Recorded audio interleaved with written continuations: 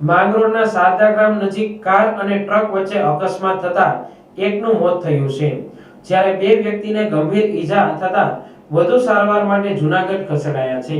અકસ્માતમાં મૃત્યુ પામનાર મોરબીના સદુરકા ગામના વતની દેવેન્દ્રસિંહ મેરુભા ઝાલા નામના યુવાનનું ઘટના સ્થળે મોત નીપજ્યું હતું।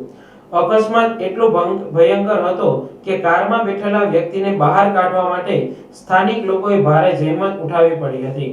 ઈજાગ્રસ્તને પ્રથમ 108 મારફત માંગરોળ હોસ્પિટલે લવાયા હતા, બાદ વધુ સારવાર માટે જૂનાગઢ રવાના કરાયા હતા। ઘટનાની જાણ થતાં માંગરોળ મામલતદાર અને પોલીસ ઘટના સ્થળે દોડી આવી હતી।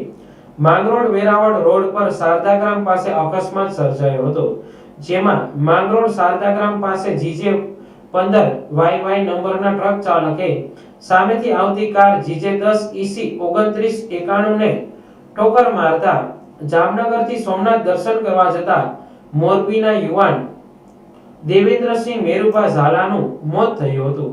સાથેના યશપાલસિંહ મહાવીરસિંહ વાઘેલા અને નિકુલસિંહ બળદેવસિંહ ઝાલાને વધુ ઈજા થતા 108 મારફત જૂનાગઢ ખસેડવામાં આવેલ, તેમજ જયપાલસિંહ દેવસિંહ જાડેજાનો આબાદ બચાવ થયો હતો।